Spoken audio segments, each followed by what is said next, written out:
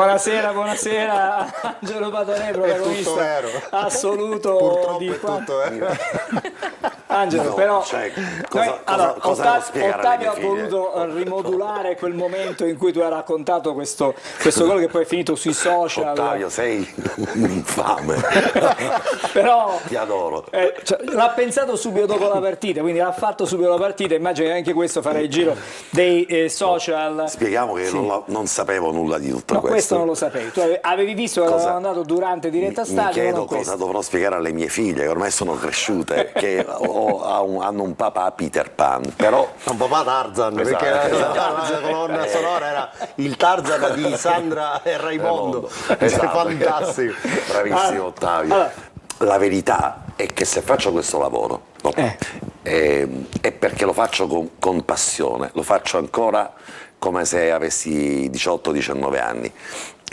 Avantieri Maurizio Ricordari, nostro caro collega, nostro carissimo collega che oggi ovviamente meritatamente lavora con Bruno Vespa, con Porta a Porta, mi ha mandato una delle mie famose interviste, quella con Giampiero Ventura, quella che andò su Mai Dire Gol e che insomma mi costò il vaffanculo di Masini ripetutamente, dove c'era anche il papà di Maurizio, il nostro Mino, il carissimo Mino, indimenticato. E allora io avevo 19 anni, allora veramente avevo tutti i capelli, ed è una cosa che faccio con la stessa identica passione da quando l'ho cominciata. Ma questa cosa è riconosciuta? Tutti te la riconoscono? La faccio con passione e per questo mi ero un po' smosciato durante l'interregno di Tabiani e con me reputo buona parte di tutta la popolazione rossa-azzurra. Quindi grazie soprattutto a questa squadra che ancora oggi ci dà la possibilità di vivere queste emozioni. Io le continuerò a vivere fin tanto che Telecolor vorrà con questa passione, con questo trasporto. Sì, e anche con le stesse incazzature, perché poi invece, no, oltre questo, ci sono anche i momenti di incazzatura. Allora, si può dire, diciamo che abbiamo aperto con un sorriso perché ci stava dopo tanto penare, ragazzi, perché è stato un avvio di campionato difficile, complicato, non si capiva in che direzione si stesse andando. Finalmente non è soltanto Tarzan, ma c'è qualcosa di più in questo campionato. Speriamo di vedere nelle prossime uscite del Catania e anche in qualche modo un bentornato a Lucarelli, no? Perché il merito è il suo biglietto da visita. È il suo biglietto da visita. Buonasera ad Alessandro Vagliasindi, non ci siamo ancora presentati, avete sentito, avete ascoltato anche Angelo Patanè. Vado da Naomi. Buonasera Naomi. Buonasera Angelo, buonasera a tutti gli amici e le amiche a casa. Ci sono le coordinate che vogliamo ricordare per stare insieme a noi. C'è una linea dedicata a WhatsApp dove sta succedendo di tutto anche nei confronti di Patanè, cioè ci sono, voglio dire, fra poco ci arriviamo e fra non molto su questa sedia che in questo momento è vuota, la possiamo fare vedere, lo chiedo alla regia, esatto, ci sarà Marcos Curado che è uno dei due goleador, terzini goleador del Catania, mi pare giusto. Un altro biglietto di presentazione di Cristiano Lucarelli, i gol su calcio piazzato e i gol che non realizzano avevamo visto fino a questo solo gli attaccanti. Per quest'anno. Allora facciamo una cosa, siete d'accordo? Rivediamo la partita. Insoliti Oggi 90. ne vale la pena. Oggi ne vale la pena, rivediamo cosa è successo e poi riprendiamo la nostra discussione qui in studio.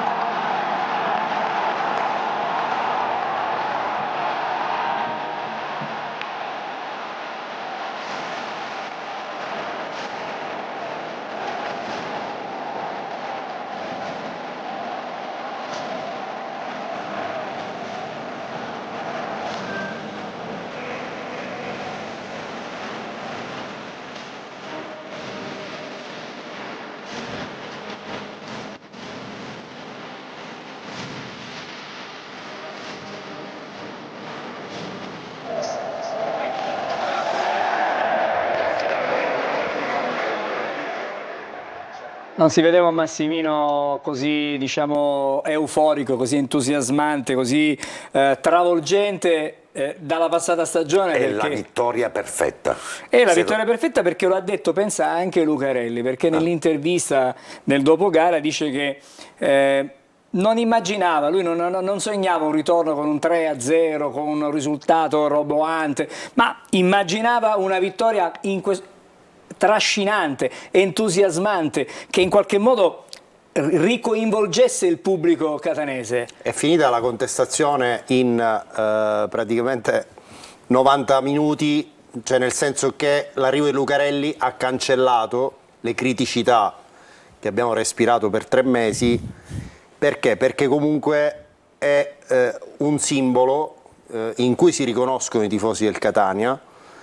Cioè Quasi appartenenza, ma anche quel senso di sicurezza, come se fosse il primo tifoso all'interno della squadra, perché il catanese, il tifoso del Catania, riconosce dei valori che vanno oltre l'aspetto strettamente professionale a Cristiano Lucarelli, come comunicatore, come carisma, come empatia che riesce a trasmettere anche nei gesti. Per esempio l'ingresso in campo ieri, sabato scusate, prima dell'inizio della partita, ha veramente coalizzato un ambiente che si era spaccato fatalmente dopo i disastri della gestione Tabiani. Quindi questa è una scelta che doveva essere letta nel modo corretto in estate dal club, non con Lucarelli, perché Lucarelli ovviamente estate era impegnato, esatto. ma quel tipo di allenatore che potesse portarsi sulle spalle la squadra e mettere tutti d'accordo su quello che doveva essere il cammino di questa squadra in questo campionato. Allora un attimo Angelo, chiaro, un attimo. chiaro. Salutiamo e ringraziamo di essere con noi Marco Scurato, uno dei marcatori, dei goleador di questa partita. Buonasera, grazie mille a voi. Grazie di essere con Benvenuto. noi. Benvenuto. Grazie, Subito grazie. vorrei sentire che tipo di scarica di adrenalina c'è stato dopo il gol, il tuo sì, ma quello decisivo di Bois. Tutti quanti ad abbracciare, anche lo stesso Lucarelli, fatto 100 metri da velocista puro. Beh, sicuramente quello di Davide è stato molto più bello da vivere per tutti. A me, cioè, non mi ricordo aver vinto così una partita alla fine, l'ultimo secondo. E quindi niente, dicevo prima, il giorno della partita, che queste piazze ti regalano, a noi giocatori ci regalano delle emozioni importanti, quindi per noi, parlo per me anche individualmente, è stata una giornata che sicuramente non dimenticherò. Senti, tu sei sceso di categoria da quando sei arrivato dall'Argentina al Genoa, hai sempre giocato in Serie B. Questa è la tua prima stagione in Serie C. Hai scelto Catania, ti ha cercato Antonello Laneri e il tuo profilo è di un giocatore che ha carattere, ha carisma, è un giocatore che viene da Mar de Plata, non vieni dalla capitale, anche tu vieni dai quartieri dove il calcio si gioca anche con i nervi, anche con i muscoli e non solo con la tecnica. La sensazione di ieri con l'arrivo di Cristiano Lucarelli e l'ambiente che invece, o comunque hai trovato a Catania nel momento in cui hai firmato il contratto, cosa ti ha spinto a venire qui a Catania e come pensi che sia cambiata invece l'atmosfera dopo la partita di ieri? Rispetto alla mia scelta sicuramente ci sono stati diversi fattori per venire alla categoria, non è stato sinceramente Un ostacolo. Bravo, un ostacolo, grazie. Sicuramente il fatto di sentirmi voluto, sono stato fortemente voluto per il direttore, per Antonello. E un altro fattore importante è che, come dicevo prima, sono piazze che al di là delle categorie sono piazze importantissime. Io in Argentina sono cresciuto guardando il Catania degli argentini, quindi ci sono diversi Tra fattori. l'altro hai giocato nella stessa squadra dove c'era Mariano Izzo, Papu Gomez, Arsenal. Esatto. Arsenal Sì, sì. Sarandì. Sì, sì, e soprattutto il progetto che c'era, l'idea, appena mi hanno raccontato le idee che avevano qui, subito se c'avevo qualche dubbio me l'hanno fatto sparire. Dico diciamo. bene, ti faccio una domanda secca, Sì. che Cristiano Lucarelli ha detto: tu sei stato chiamato per fare il titolare, quindi gioca, dimostrami che hai, insomma... A me? Sì. Ha detto così? Ti ha detto così. Sì, abbiamo parlato poco con il mister, sinceramente, Però, un po' a tutti individualmente. Ci ha fatto arrivare un messaggio in quei pochi giorni in cui ci ha avuto per lavorare con noi, sia a livello, cioè sia dentro il campo che anche fuori. Quindi, tornando alla domanda di prima, sicuramente l'arrivo di un allenatore nuovo cambia l'aria, cambia entusiasmo, non soltanto noi. Soprattutto si sentiva l'ambiente che c'era allo stadio 2 giorni fa, quindi secondo me sono stati diversi fattori che ci hanno portato a dare qualcosina in più, e per fortuna alla fine è arrivato il gol di Davide, però se non arrivava secondo me sarebbe stata una giornata positiva lo stesso. Marcos, è indubbio che una squadra deve riuscire a creare l'empatia col suo pubblico. Durante la gestione Tabiani questo non si è verificato per vari motivi. Uno come Lucarelli è proprio fatto per creare empatia. Lo avete avvertito subito anche in campo, allo stadio, cioè quelle contestazioni che c'erano state in occasione delle ultime partite al Massimino e anche in qualche insuccesso in trasferta, cancellate solo per l'arrivo di Lucarelli? Cioè ve ne siete accorti arrivando al Massimino che era cambiata l'aria, indipendentemente poi da quello che è successo in partita? Sì, sentivamo che era l'inizio di un capitolo nuovo, quindi si era ricreato questo entusiasmo, noi l'abbiamo avvertito ovviamente, però mi ricordo che anche le prime partite con Tabiani c'era questo entusiasmo, perché anche se non arrivava il risultato positivo, la vittoria, la squadra le prime partite era riuscita a fare vedere un'identità, poi piano piano è vero che l'abbiamo perso e ci siamo, diciamo, abbiamo abbassato il livello tutti, sia a livello individuale che a livello gruppale, e ovviamente sì, si è ricreato, abbiamo avvertito questo entusiasmo che c'era con l'arrivo del mister. Marcos, fra poco torneremo di nuovo da te. Io vorrei fare un breve passaggio da Naomi, perché i messaggi sono tanti che stanno arrivando, e poi abbiamo tanta roba oggi da vedere, da seguire. C'è anche una bella box realizzata da Naomi a proposito dei tifosi del Catania. Naomi, a te. Scrivono: quando ha segnato Buà, non so se io pigio, però non lo vedo, non appare. Riproviamo, vabbè, ve lo leggo lo stesso sulla fiducia, credete che è arrivato. Leggiamo, Quando ha segnato Buà non si è capito più niente. Io Sky, una sughiata di coppa dalla felicità. Salvo curva sud. Ancora, molto felice che finalmente è arrivato al Massimino, ancora di più per mister Lucarelli, che è partito col piede giusto. Cristiano Lucarelli ha un cuore da ultras, scrive Luciano curva sud. Padanè, sia fini Romunno, scrive Mario 46. E poi questo messaggio che con l'aiuto della regia voglio associare a un post su Instagram. Scrivono Lucarelli come mazzone. E infatti uno dei meme che imperversa sui social è proprio questo: se famo il 2-1 vengo sotto la curva, semi cheat, con questo montaggio di mister Lucarelli al posto di Mazzone dopo il 3-3 con il gol del Divin Codino, corretto? Sì, col Brescia, sì, corretto. Col Brescia. Allora, fra poco ripristineremo anche i messaggini così da vederli in video. Intanto ci fermiamo, per noi c'è un obbligo con la pubblicità, ci troviamo qui fra pochissimo.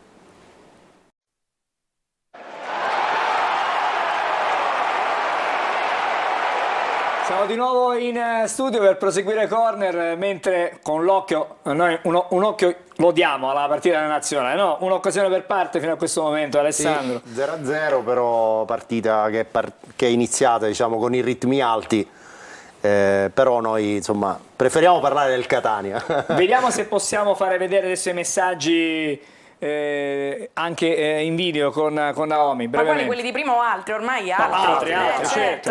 Pensavo volessi la conferma. Va bene, scrivo: quando ha segnato Buà non si è capito. No, quello di prima, stavo scherzando. Un boato come quello di sabato dopo il gol di Buà è inferiore solo al boato dopo il gol di Roberto Manca nei minuti di recupero in Catania Messina. Ancora, sabato ho visto piangere tantissima gente dopo il gol del 2-1, troppa era la voglia di vittoria, scrive Piero C. Padanè, ti sei salvato perché Michele è in pensione, altrimenti sai la dopo quell'esultanza. Forza Catania, forza Padanè, forza Michele. Salutiamo Michele, lo salutiamo. Spieghiamo a Marcos che Al 96esimo minuto io sono diventato pazzo, stavamo commentando la partita e siamo volati in aria, cioè io sono volato in aria. Non l'ha visto lui. Come Dico, ragazzino. facciamo che magari poco prima della fine della trasmissione lo facciamo rivedere, così magari per rinfrescare le idee. Adesso torniamo alla partita. Torniamo alle vicende calcistiche. Abbiamo constatato come se la squadra avesse più compattezza in campo, cioè le distanze tra i reparti sembravano più equilibrate e c'era sicuramente una maggiore attenzione nella fase difensiva. E la Turris, lo ricordiamo, ha il terzo miglior attacco del campionato. A Catania, eccezione fatta per l'azione del gol che è stata un po' occasionale, pericoli non mi ricordo ne abbia creati. E questo, diciamo, è uno degli aspetti su cui principalmente credo abbia lavorato Lucarelli, no? Cioè avere una compattezza di squadra, ma soprattutto una solidità difensiva che vi dà certezze e vi consente poi di sviluppare il vostro gioco senza troppi pensieri. Può essere questa una chiave di lettura? Sì, è stato il concetto più forte magari che ci ha fatto arrivare, ripeto, in quei pochi giorni che ho avuto per lavorare. L'idea magari più forte che ci ha dato è quella di curare le distanze, come hai detto te, di compattarci,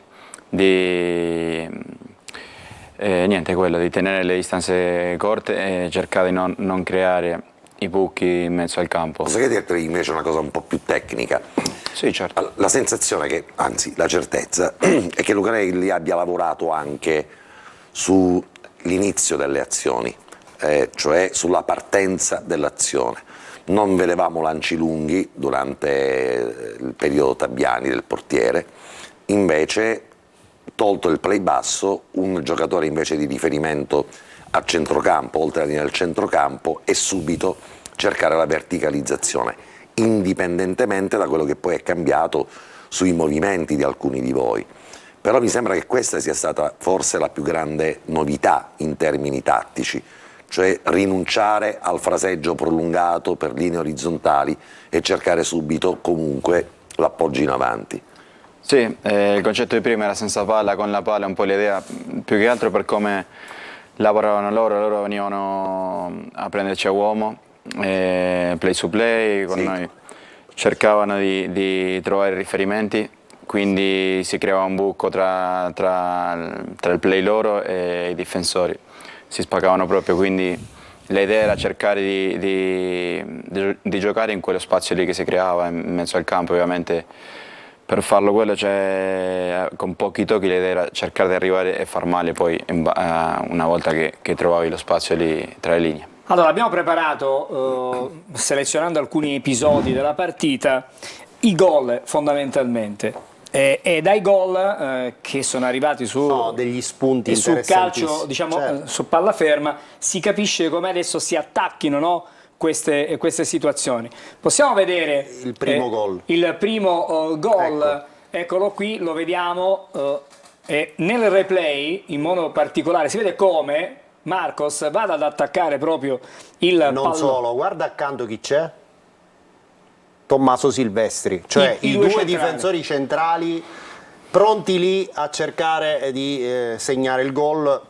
È qualcosa di inedito, non peraltro perché avevate fatto qualche gol in Coppa Italia su palla inattiva, però c'era la sensazione veramente di un'applicazione molto serrata negli allenamenti, i primi allenamenti che avete fatto con Lucarelli, perché sia in questa che poi in quella che vedremo dopo di Bois, i movimenti, la cattiveria, la voglia di attaccare il pallone è qualcosa di nuovo, no? Per questa stagione, o no? Sì, sembra che eravate con noi in settimana, perché sono veramente... Beh, noi studiamo, no? Sono tre concetti in quei 3 giorni il mister ci ha martellato, soprattutto ci ha detto che lavorerà tanto sulle palle inattive. Io personalmente ero un po' rammaricato per il fatto di non essere riuscito a segnare. C'eri andato vicino, col sì, Crotone. però parlavamo anche tra di noi, che era un aspetto dove mancavamo, perché la realtà è che in questa categoria, ma anche in altre, le palle inattive sono fondamentali, soprattutto Poi avendo un trovi... battitore come Chirico, Bravo, c'è gente che calcia veramente bene e non riuscivamo per un motivo o per l'altro a sfruttare, diciamo, questa cosa. Però sì, si è visto anche, abbiamo rischiato di fare un altro gol nel secondo tempo, prima del gol di Davide ovviamente. Diciamo, abbiamo attaccato bene l'aria, cioè abbiamo occupato bene l'aria, secondo me poi rivendendo la partita siamo stati bravi a quello, però è un aspetto in cui dobbiamo ancora migliorare e lavorare tanto per quello che ci ha detto il mister. E sulle palle inattive, scusi Angelo, oltre Lucarelli chi è che si applica insieme allo staff? C'è Vanigli piuttosto che qualcun altro, oppure è tutta farina di Lucarelli? Cioè queste esercitazioni coinvolgono anche il vice o solo il mister? No, un po' tutto lo staff, perché anche c'è chi lavora con il video che per il palliativo è fondamentale, Ivan Alfonso, che studiano le altre squadre, quindi un po' tutti direi. lavoro di equipe. Bravo. Sì, volevo prima di andare avanti con la nostra discussione, vorrei tornare da Naomi perché sono davvero tanti messaggi, allora stasera cerchiamo di leggerne, intanto scorrono sì sicuramente, però cerchiamo anche di leggerne qualcuno. Di premiarli. Esattamente. Ancora ovviamente si parla di Patanè, scrivono buonasera, ieri pomeriggio, comunque sabato pomeriggio al Massimino tra il 100metrista Lucarelli e Patanè alle parallele sembrava di assistere alle Olimpiadi, scrive Angelo79. Poi, visto che Marcos non ha visto l'esultanza, c'è chi la descrive, scrive a Patanè ci è scattata la molla nella sedia come Top Gun, a quest'età deve stare calmo, non ti devi agitare così tanto, lasciamoli giocare e poi dopo 6 partite potremo giudicare se Lucarelli era il vero allenatore da portare in Catania, per portare il Catania in Serie B. Forza Catania. Allora, la risposta però gliela posso dare, gliela do a bocce ferme. Su Cristiano Lucarelli, io me lo auguro che Cristiano sia l'allenatore che porterà il Catania in Serie B. Certamente escludo che potesse essere Tabiani quel tipo di allenatore, come tipologia e come allenatore, ma non voglio fare né un paragone né un raffronto tra due profili che sono davvero distanti anni luce. Poi ovviamente molto dipenderà dalla bontà di questi giocatori ai quali Lucarelli ha dato fiducia dal primo minuto, perché nella distinta della formazione avantieri, Lucarelli ha messo quelli che dovevano fare il salto di qualità al Catania. No? Oggi ne abbiamo curato, no? Ha messo quei titolari che erano stati acquistati con l'idea di dare un coefficiente tecnico superiore per la loro esperienza in Serie B, per le promozioni in Serie A, qui ne abbiamo uno che ne ha realizzata una, quindi esperienza, capacità, tenacia, tecnica, e Lucarelli ha subito scelto di metterli in campo, affidando a loro comunque una fiducia che non è incondizionata, ma che poi andrà guadagnata domenica dopo domenica, partita dopo partita. Però intanto anche per loro il segnale è stato fondamentale. Io reputo che sia un allenatore che in questo non è assolutamente secondo a nessuno. Naomi. Continuo. C'era la risposta al messaggio. Sì, no, mi ero persa. Alfredo. Con tutto il rispetto per la nazionale, puntini, godo e m'arricrio a vedere gli angeli all'attacco. Cu Sandokan, Lucarelli, altro che Indy, puntini, conquistiamo tutto munno. Ancora, buonasera, con Lucarelli è cambiata la musica, scrive Luigi. Buonasera, ieri vedendo mister Lucarelli fare uno scatto e arrivare sotto la curva prima dei giocatori, da oggi io l'ho soprannominato mister Barren. Fabio e Family, curva nord. Ancora, sinceramente il gol al 97esimo è stato uno sfogo personale, tutti i catanesi siamo ora più tranquilli mentalmente e fisicamente, non ne potevamo più, grazie a voi giocatori e all'allenatore di questa squadra. Poi vabbè, Patanè superstar, questa nel mezzo che la mettiamo pure, sabato impazziti tutti, una vittoria a scacciacrisi, poi un messaggio di una moglie che non trovo, comunque ringrazia la società per aver fatto giocare il Catania di sabato e aver regalato una domenica libera, quindi sottolineiamo anche questo aspetto. Va bene, ecco, quindi la domenica libera. Però a proposito di Lucarelli, abbiamo tanto parlato, allora abbiamo selezionato un minuto circa di quello che è il pensiero proprio di Lucarelli. Marco si è dato conferma di quello che è successo. Lui nel dopo partita ha raccontato come immagina questa squadra, come voleva questa squadra e come si immaginava questa partita. Sentiamo Lucarelli. Questa squadra giocava troppo per vie orizzontali e io avevo voglia di cominciare a giocare per vie verticali e essere immediati nel far arrivare la palla alle punte, più pratici, più anche idonei al momento che stiamo attraversando. Semplice, quindi dal vertice basso ho tolto il vertice basso e ho alzato il vertice alto. È una vittoria importante, cioè se avessi avuto un sogno prima della partita non sarebbe stato quello di vincere 3-0 o 4-0 questa partita. L'avrei disegnata esattamente così per far vedere che qualcosa dal punto di vista caratteriale stiamo cominciando a dare, soprattutto la voglia di non mollare mai, di crederci fino in fondo. Non sono un integralista del tiki-taka, cioè il tiki-taka lo si fa quando lo si può fare, quando si ha i giocatori per poterlo fare, se no noi allenatori siamo un po' dei sarti e dobbiamo fare degli abiti su misura, quindi, però a me non dispiace giocare. È chiaro che questo è un campionato dove la praticità viene prima di tutto, dove la concretezza viene prima di tutto, è un campionato dove si può vincere le partite anche quando giochi male. Concetti chiari, c'è la Serie C, si vincono anche le partite sporche, le partite giocate male, quelle partite che magari non sono destinate alla vittoria perché magari non si è mai tirata in porta e poi con un calcio d'angolo si riesce. Sì, sono assolutamente d'accordo, infatti per quello dicevo prima che le palle inattive sono fondamentali per una squadra perché è un'arma in più, quindi sono d'accordo, sì. Per te era la prima volta di vivere un po' spartita con il cerchio e l'allenatore in mezzo, e se sì, poi comunque cosa vi ha detto, su cosa ha puntato Lucarelli in quel momento? Quel momento sono stati 10 minuti di martellamento. No, vabbè, ci ha detto un po' di tutto perché veramente ha parlato circa 10-15 minuti post partita e ci ha un po' ringraziato per il fatto, soprattutto il fatto di non aver mollato, perché sicuramente il gol di Davide è tanto merito suo e il calcio c'ha anche quel pizzico magari di fortuna. Sicuramente. Però sicuramente il merito nostro è stato di averci creduto fino alla fine, quindi ci ha fatto capire l'importanza di quell'aspetto. Allora, siamo arrivati a quel momento catartico attraverso un momento negativo che è il pareggio della Turris. Se sei d'accordo, lo possiamo vedere per capire cosa non ha funzionato nel momento in cui la Turris ha trovato adesso ce lo fanno vedere dalla sì. regia, parliamo del gol, il gol dell'1-1, il secondo caso di sì. Dammoviola che abbiamo ritagliato e quindi adesso arriverà. Eccolo qua, qui l'azione si sviluppa, poi c'è questa deviazione proprio di Marcos che paradossalmente diventa un assist per De Felice, perché probabilmente il tiro era nella traiettoria di Betters, sì. Se non fosse stato toccato da Marcos andava verso lo specchio della porta e Betters probabilmente sarebbe riuscito a compiere la parata. Qui invece la palla si allunga. Guarda, questo è il momento. Esatto. Ecco, tocca lui il tallone tocca, sinistro. Sì. Quella la prende, Sì, palla che quella Betters la prende. Però facile. dico, vabbè, al di là del momento in cui De Felice realizza Marcos, a monte, cioè nello sviluppo dell'azione della Turris, che cosa è mancato?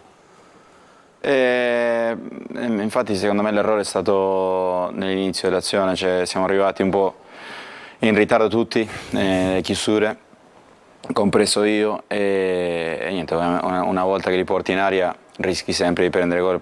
Però l'atteggiamento, perdonami, sì, rincorrevate un errore, però dico in aria si aveva la sensazione che steste marcando nel modo corretto, cioè l'atteggiamento all'interno della rigore era giusto, poi forse, ripeto, quel tocco tuo ha fatto diventare un'azione probabilmente innocua in un assist perfetto per il gol di De Felice. Sì, torno al discorso di prima, il calcio c'ha queste cose pure di fortuna, a volte ti gira bene, a volte ti gira male. Infatti secondo me questa squadra in tante partite abbiamo concesso poco e abbiamo preso gol, cioè come in questa con il Turris abbiamo pareggiato anche altre partite, le abbiamo perso pure. Non è un alibi, però sì, è sicuramente una cosa da migliorare perché bisogna capire, analizzare perché concedendo così poco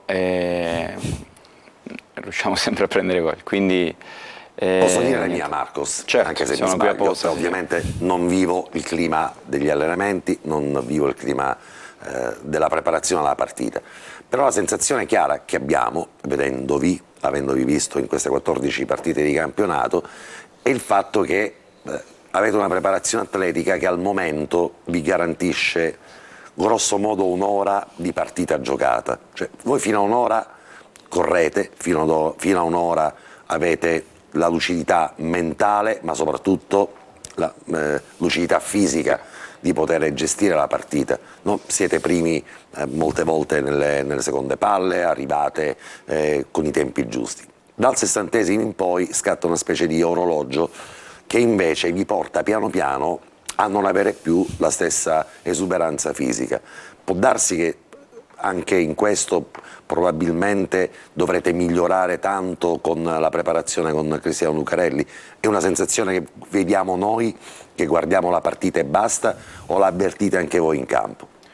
Può darsi, anzi penso sono abbastanza d'accordo che a un certo punto caliamo un po' a livello fisico, però aggiungo un'altra cosa, che è il fatto anche a livello mentale, quando tu fai i primi 50-60 minuti in un certo modo, non riesci a sbloccare la partita, poi Chiaro, è normale è tutto che, più difficile. bravo, è normale che inizi a concedere qualcosa. Quindi sì, posso dire di sì, sono due aspetti che dovremo migliorare, perché non sempre possiamo vincere 3-0, anzi ci è capitato poche volte in questo campionato, tante partite sicuramente come quella dell'altro giorno si chiuderanno alla fine, quindi è un aspetto in cui cresceremo, il fatto magari di cercare di tenere un certo livello in tutta la partita. Un errore che si potrebbe adesso facilmente commettere è di volare troppo lontano con la fantasia, con le prospettive. No, questo ovviamente è un punto di partenza, serve tantissimo a livello di autostima, di morale, di convinzione, però insomma le trappole sono ogni partita e quella di domenica, che apparentemente può sembrare una partita abbordabile, è una partita molto complicata perché affrontate una delle squadre più in forma di tutto il campionato, che con l'avvento in panchina di Bertotto ha inanellato risultati importantissimi nelle ultime 2 giornate, ha pareggiato a Benevento e ha vinto ad Avellino.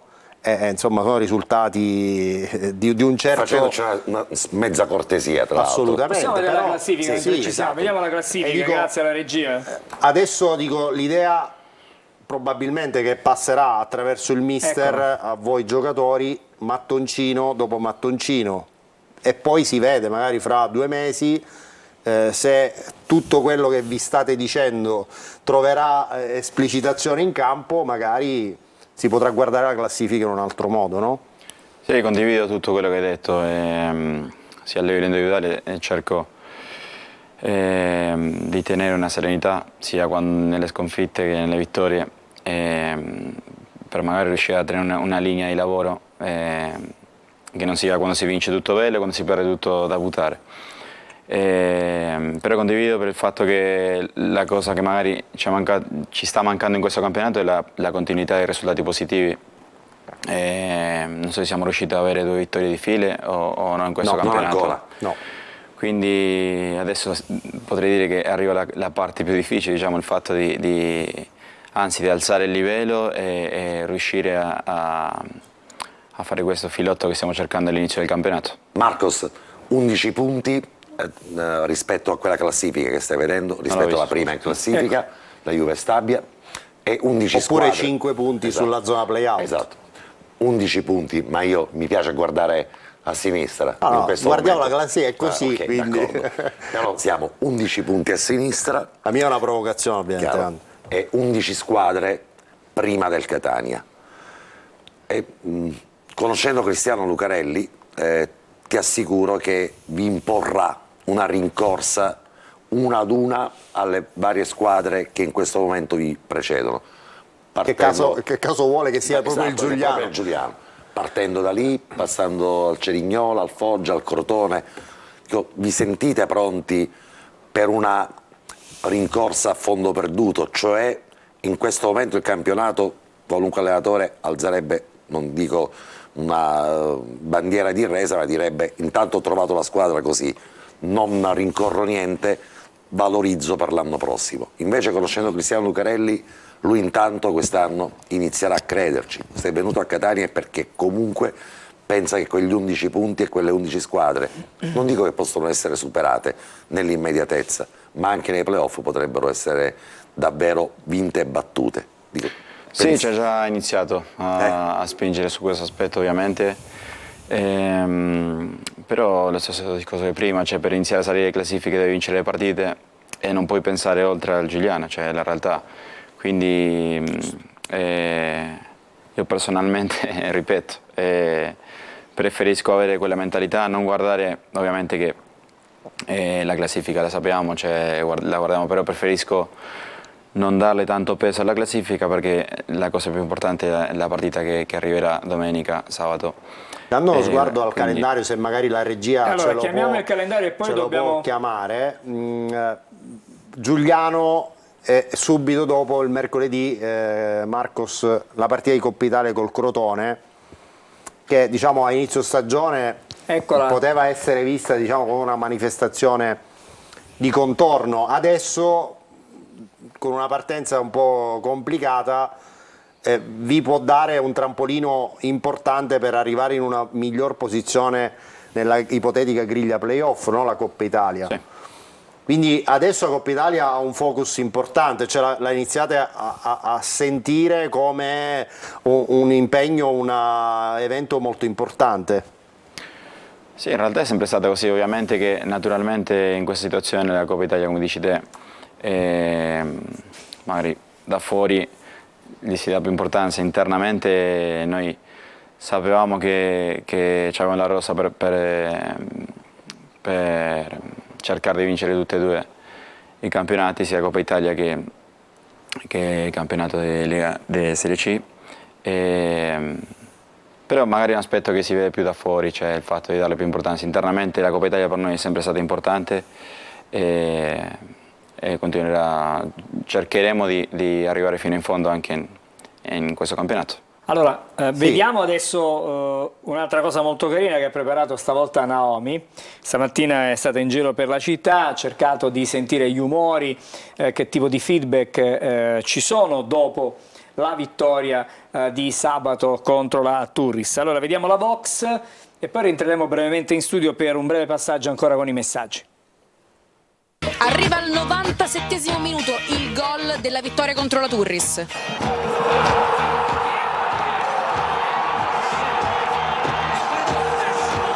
Un po' di fortuna ci voleva un po' di fortuna. E soprattutto la mano di Lucarelli, perché è un allenatore forte, che sente lo spogliatoio, che sente, soprattutto lo amano anche i tifosi.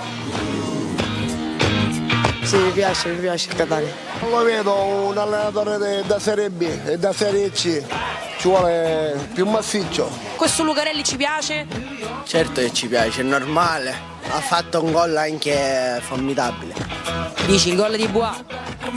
Mi sono emozionato, è indescrivibile. Mia moglie, che succedeva, che fu? Sono buttato in aria. Sì, mi piace il Catania.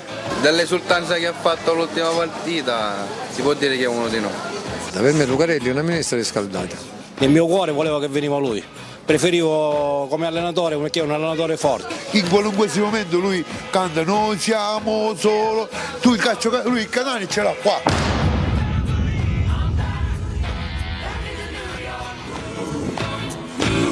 La vittoria secondo lei è stata un po' di fortuna? Certo. Certo, al 97esimo fortuna, è stata proprio fortuna.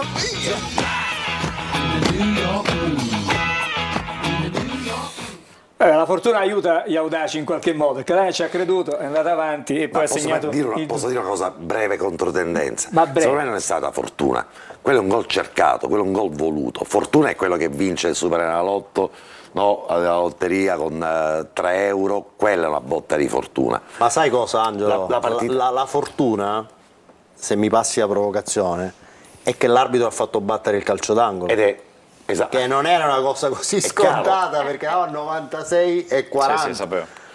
E quindi Quella è la fortuna. Poi sono d'accordo con te sull'atteggiamento di andare lì a attaccare il pallone. Però guarda che 99 volte su 100 l'arbitro fischia prima del calcio della partita. Allora ragazzi, io devo andare per forza in pubblicità, però Ma era bello vedere la clip proprio perché Quale clip? Quale clip? La clip relativa al gol del 2-1. Lo vediamo subito dopo la pubblicità. Abbiamo un po' di cose ancora da vedere. Naomi, un solo messaggio che sia significativo. Ma io rido troppo. Vabbè, scrivono Valia Cindy, ti voglio bene, ma non ci confondere, adesso accurato. Io sto pensando Giuliano. Allora, basta, non confondere. Va bene, terrò conto. Ci fermiamo, torniamo subito dopo, fra pochissimo.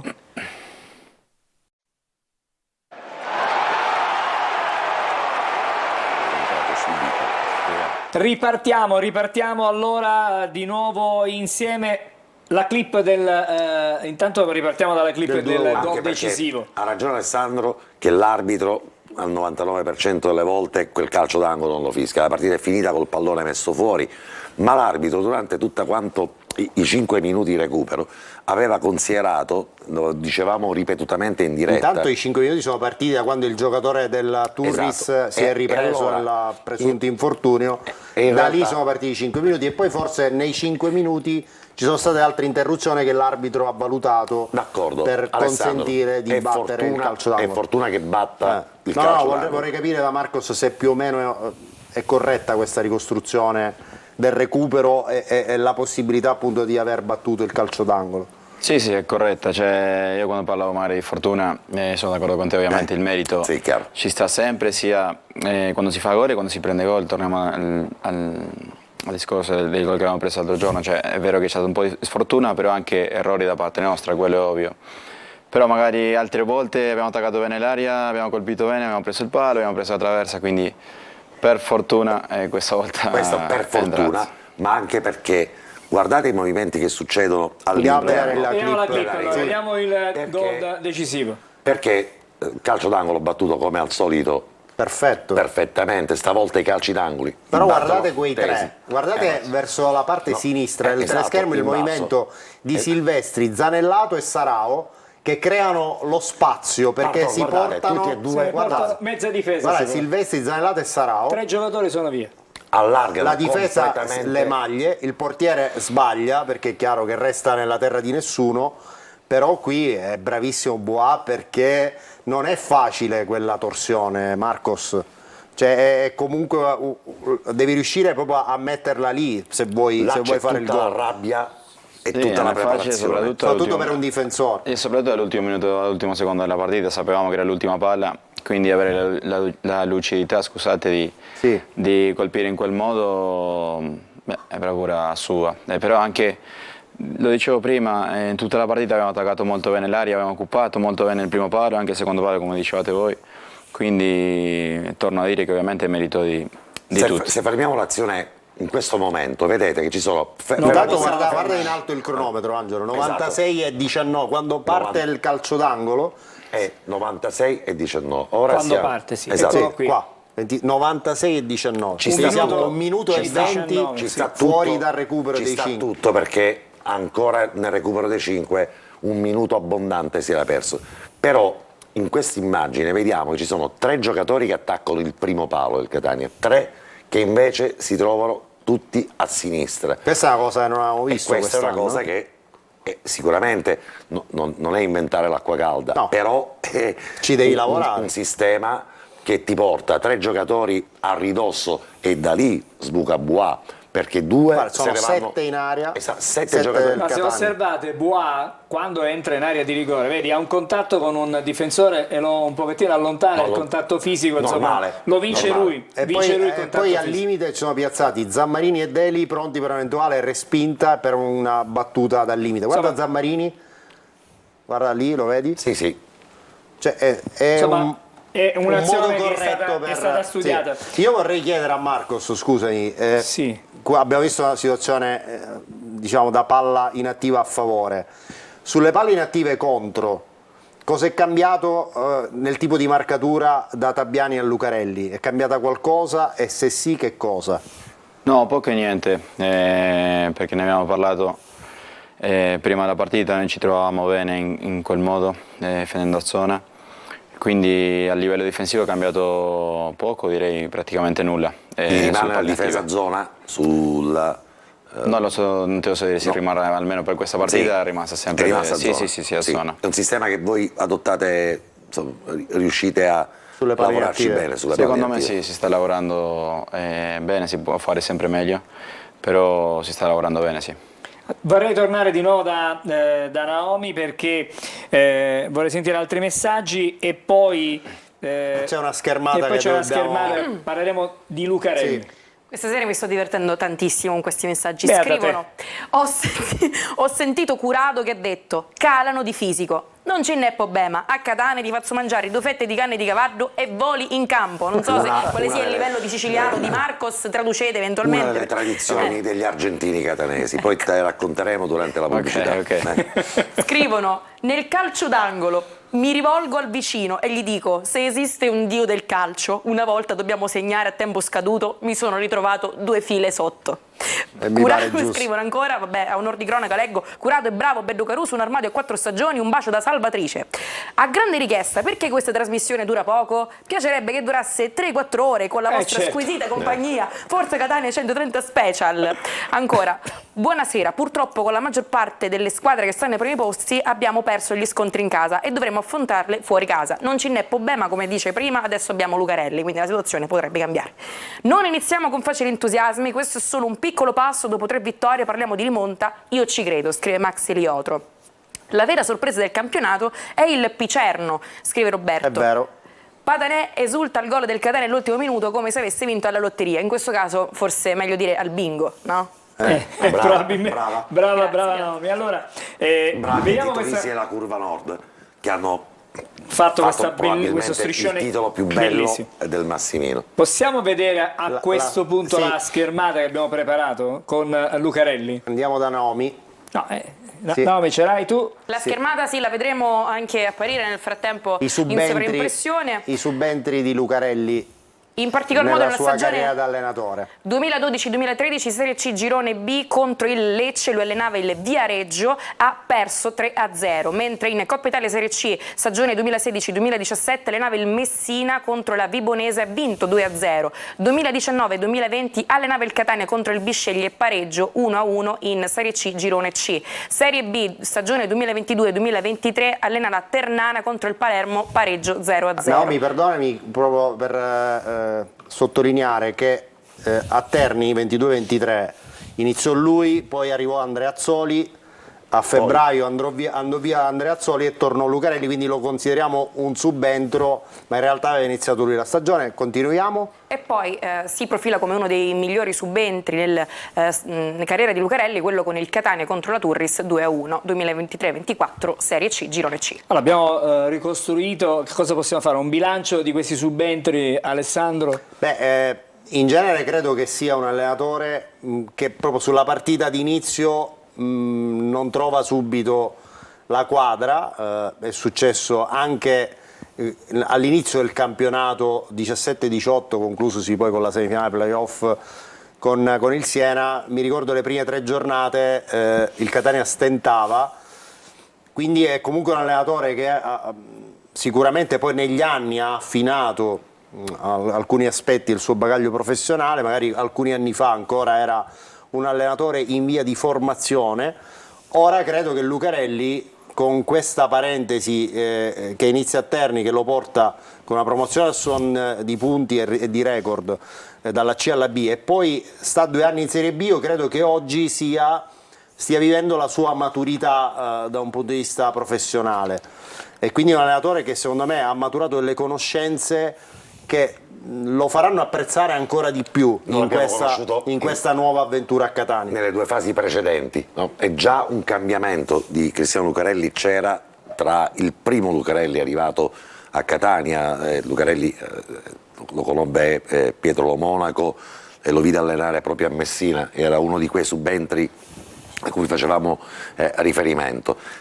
Lo portò Cristian Argurio, dobbiamo lo portò dire. Argurio, però chiaramente col beneplacito di Lo Monaco, ma lo portò Cristian Argure. Lucarelli era già un manager, aveva già le idee dell'allenatore manager e riuscì a intavolare da allenatore di quel Messina una trattativa molto importante per la cessione dei giocatori. Da lì il ritorno invece alla seconda parentesi di Cristiano Lucarelli a Catania, lo abbiamo già visto un Lucarelli diverso, ne abbiamo riconosciuto delle qualità che prima non aveva, ovviamente grande impatto, grande comunicazione, grande empatia con la piazza, col pubblico e con la gente, ma lì anche e ancora una volta un allenatore che aveva un'idea di come si costruisce una squadra per ottenere una promozione, un risultato importante che poi raggiunge a Terni dopo essere andato via da Catania. Devastando un campionato. Vi assicuro che Cristiano Lucarelli questi argomenti li ha trattati con Grella prima ancora di accettare l'incarico e prima ancora che Grella gli mettesse sotto gli occhi il contratto. Cristiano Lucarelli ha parlato non soltanto di calcio, ma ha parlato anche di programmazione, ha parlato anche di costruzione di una squadra, che è il suo ragionamento che in quest'ottica di manager-allenatore ha sempre predicato dal primo Lucarelli in poi. Oggi, se possiamo anche dirlo, magari sarà anche peggiorato, cioè l'idea di Lucarelli è costruire un progetto a braccetto con l'allenatore e in questo progetto reputo che Marcos ci siate anche voi come squadra e come gruppo. Da qui tu hai ancora 2 anni di contratto qui con Catania, sì, e quindi sì. Un programma a lunga scadenza. Buon lavoro. Allora, cos'è l'aspetto che ti ha colpito di più Lucarelli da quando l'hai conosciuto? Una cosa su tutte. Sì, devo dire una cosa, il fatto magari di adattarsi alla situazione al momento in cui stavamo e stiamo ancora vivendo, ovviamente è arrivato un momento delicato. Ha fatto nel modo giusto. Ci ha dato dei concetti semplici che secondo me era stato bravo a fare quello, perché ovviamente, ripeto, il momento era un po' delicato e magari buttare tante cose in 3 giorni non era la cosa giusta. E nel pranzo, che a un certo punto arriva l'invito a pranzo di Cristiano, oggi tutti a pranzo con me. Sì, abbiamo fatto anche doppie sedute per velocizzare un po' il lavoro, 2 giorni alla settimana abbiamo fatto doppie sedute. Siamo stati 48 ore insieme, tutti insieme. Allora, ci dobbiamo fermare ancora e poi subito dopo riprendiamo, perché abbiamo le pagelle da vedere, abbiamo il prossimo avversario, abbiamo il 3-2-1 e poi dobbiamo rivedere la clip che Marcos si è perso all'inizio di trasmissione con Patanè che fa magari la vediamo ora subito dopo la pubblicità, che dici? Vediamo un po'. Intanto andiamo in pubblicità.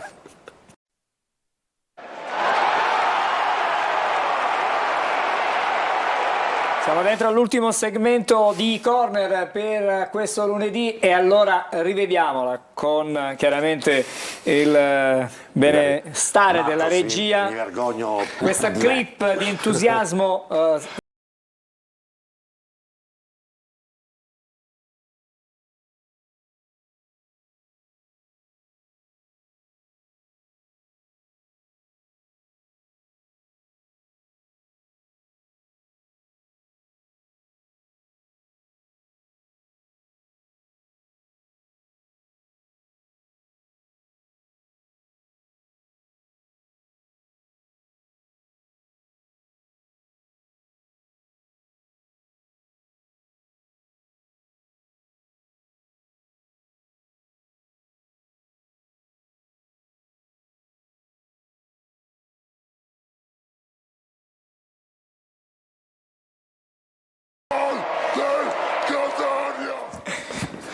Non l'aveva vista ancora Marcos, adesso però l'hai rivista. E ci sta salutando perché va via dopo questo scempio.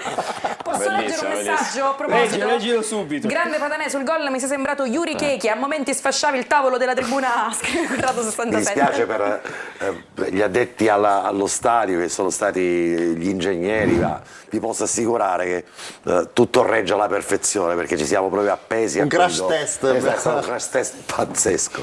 Allora, prima di l'ultimo scatto Pagelle. finale e prima delle pagelle, io vorrei, siete d'accordo, vedere il 3-2-1, cioè Che per mi sembra vedere giusto. che Diamo cosa, uno sguardo che cosa alle succede altre. effettivamente in questo campionato. Ci ha pensato per noi il nostro collega Francesco Triolo. Allora vediamo come vanno le cose. Poteva scavare un solco pesante da amministrare almeno sino alla fine del girone d'andata e invece la Juve Stabia tira il freno a mano. Per la seconda partita consecutiva fa 0-0, stavolta contro il Sorrento, in un derby combattuto e con poche occasioni da gol. La squadra di Guido Pagliuca ha sbattuto contro il muro del Sorrento, mostrando anche un po' di nervosismo nel non riuscire a centrare l'ultimo passaggio, quello decisivo. Mastica Amaro quindi la capolista, soprattutto per gli strascichi della partita. 3 ammonizioni chirurgiche ai diffidati Mignanelli, Baldi e Candellone, che li metterà out per la prossima trasferta in casa di un Messina con l'acqua alla gola. Se la Juve Stabia vorrà continuare a volare, dovrà riprendere a farlo proprio in riva allo stretto. Frena la Juve Stabia, ma freno anche le 2 favorite della vigilia, Avellino e Benevento, per entrambe KO pesanti, molto pesanti. Il tonfo maggiore è quello del Benevento a Monopoli, con un secco 3-0, una pessima figura in campo ed un campanello d'allarme. Andreoletti ha detto che non c'è nulla da salvare, ma da cambiare tutto. Lo farà? Ritornerà alla difesa a 4? La prossima, col fanalino di coda Monterosi, darà alcune risposte anche temperamentali. L'Avellino invece è crollato in casa dopo 7 risultati utili consecutivi per mano del Giuliano, che al Partenio ne ha piazzati 3 di gol, amplificando i demeriti di una squadra irpina troppo distratta almeno in 2 occasioni. Pazienza alle sue attenuanti nell'emergenza in difesa che fortunatamente per lui sta finendo. Pronti al rientro Rigione, Benedetti e Cionek, che riporteranno Armellino in mezzo al campo, giusti in tempo per la trasferta sul campo del Picerno. I lucani sono quelli che tra tutti lassù godono. Vittoria secca a Latina 3-0 con la tripletta di Vitali, scelto all'ultimo per sostituire Pagliai, che esalta la squadra di Long, e lui, l'allenatore, la chiave del momento d'oro del Picerno, con uno spirito di gruppo che ha esaltato il gioco. E poi come è stata condotta la partita, in maniera cinica e spietata, che ha sfruttato le occasioni costruite senza mai rischiare. La gara contro l'Avellino può aprire scenari inaspettati, forse per qualcuno, ma sui quali dalle parti dello Stadio Curcio lavorano da anni con un percorso di crescita continuo. Allora, ci ha raccontato come vanno le cose nel campionato di Serie C, in particolar modo nel girone meridionale. Alessandro, ogni tanto che frenino, no? Quelle che stanno davanti, questo hanno fatto una lunga rincorsa. a patto che il Catania però approfitti di queste Speriamo frenate. di iniziare un ciclo. Speriamo che inizi un ciclo da domenica. Speriamo. Allora, Alessandro, riprendiamo con le pagelle, Sì. dai. Così vediamo le pagelle di ieri. Palla Naomi. Come sempre iniziamo con il migliore del match e oggi è lui. David Eugene Bua con voto 7. Vagliasindi scrive: sovrasta Cum e coglie l'incertezza del portiere. In una frazione di secondo traccia il confine tra l'era glaciale ed il Rinascimento. Nell'urlo liberatorio e la corsa verso la curva c'è il senso della frustrazione accumulata in un trimestre di gestione insulsa. Il migliore anche nel primo tempo, con l'assist smarcante per Di Carmine e proposte a getto continuo sulla fascia di competenza. Commenti prima di andare al nostro campetto? No, allora proseguiamo. No, commenti ci sono perché Alessandro, nell'eleganza con cui spiega le cose, nella maestria, ogni tanto gli scappa qualche bella aggettivazione importante, randellata, insulsa, perché francamente condivido non tanto l'unico 7, penso che non sia l'unico 7 della pagella, ma sull'insulso sono assolutamente concorde. Non avevamo dubbi, Angelo Patanè, se posso commentare il tuo commento. Concorde. Vediamo il campetto. Vediamo il campetto. Allora partiamo da Lucarelli, al quale Alessandro dà voto 7, in porta Betters voto 6, per Bua voto 7, a Silvestri 5,5, Curado voto 7, Mazzotta voto 6, Castellini che subentra voto 6, Zammarini voto 6, Acquaini 6,5, 7 anche anche per Chiricò, 6 per Rocca, 5,5 a Deli, 6,5 a Marsura, 5,5 a Boscic, 6 per Di Carmine, 6 a Sarao. Parto Da dove? Parto dal 7 di Corrado perché, non perché è qui, ma lui dice giustamente il gol di Bois è quello che fa la differenza. Io reputo anche il tuo faccia la differenza in quel momento della partita, perché era probabilmente un'attesa che si prolungava da troppi minuti e il fatto di sentire esplodere il Massimino per il tuo gol è stato probabilmente anche un motore, un volano per tutta quanta la squadra, quindi per me non c'è differenza. Ovvio, è normale che nell'immaginario poi il gol a tempo scaduto l'avesse fatto anche Vagliasini, sarebbe stato il gol più bello, però il tuo non è indifferente perché è il gol della preparazione. Pagaci danni o stadio, Patanè. Esattamente. Poi il 7 è Chiricò, il che 7 che è frutto giocato di in una maniera prestazione diversa. completamente diversa. Non sono d'accordissimo sul 6 a Rocca, perché Rocca nei primi 45 minuti, fino al momento in cui la squadra, secondo me, Alessandro, hai ragione, perché tu secondo me hai ragionato tutta la partita. su tutta la partita, ma Rocca nei primi 45 minuti è un altro giocatore, no? Poi è vero, crolla probabilmente fisicamente insieme a tutto il resto della squadra, ma l'idea di averlo lì in campo, in quella posizione, reputo che sia una delle novità più importanti di Cristiano Lucarelli. E segnali di crescita da Marsura, Alessandro, che è un altro giocatore su cui Lucarelli punta molto. Tutti i titolari del calciomercato in arrivo a Catania, cioè tutti quelli che non facevano parte della scorsa stagione di campionato, prendono voti molto alti, no? Curado, Bois, no? Marsura, il centro. Diciamo che c'è stata una riqualificazione, no? Ed è quello che probabilmente, quel nocciolo su cui lavorerà Lucarelli. Hai ragione sul 5,5 a Silvestri, perché di tutti i giocatori da cui ci aspettiamo tanto, Silvestri è uno di quei giocatori che secondo me, Alessandro, dobbiamo vederlo tra un paio di settimane, perché lo dico io, ovviamente non lo posso far chiedere a Marcos, ma reputo che sia stato un giocatore scaricato da quello che è stato dal momento in cui è arrivato l'involuzione della squadra, con probabilmente troppe responsabilità in un momento e troppe correnti alternate e poca attenzione dalla panchina. Dobbiamo stringere, perché abbiamo da vedere ancora il prossimo avversario, che è il Giuliano, di cui abbiamo già parlato in qualche modo. Palla a Nomi.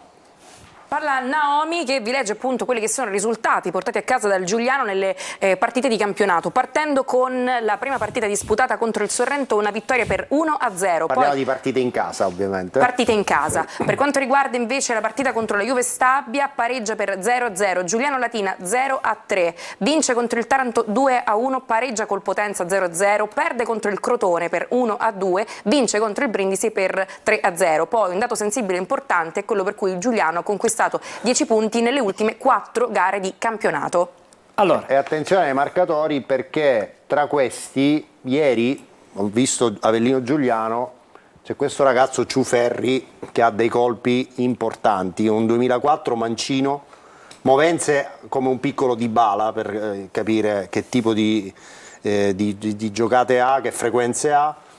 Calcia molto bene. Ascoltano, attenzione Marcos, perché attenzione, perché è un ragazzo molto molto bravo, gioca esterno d'attacco a destra e tende ovviamente a rientrare per aprire questa conclusione mancina, e poi gli sta funzionando bene questo ragazzo di origini greche che ha fatto gol anche ieri, ex Vicenza, l'abbiamo visto prima nella classifica dei marcatori, anche lui con 3 gol, un cognome abbastanza impronunciabile, però sono i due giocatori più caldi del Giuliano, Ciuferri e Ovisak, credo che si chiami, esatto, quindi da tenere d'occhio. Nota importante, squadra che segna parecchi gol, ma 2 volte ha perso tra le mura amiche, quindi sì, però nella gestione Bertotto, che è subentrato poche partite, ha avuto un rendimento altissimo. Esatto. Allora, vorrei chiudere con Marcos, però prima qualche messaggio ancora, Naomi. Scrivono direttamente da Mosca: finalmente per la mattina abbiamo una nuova sveglia,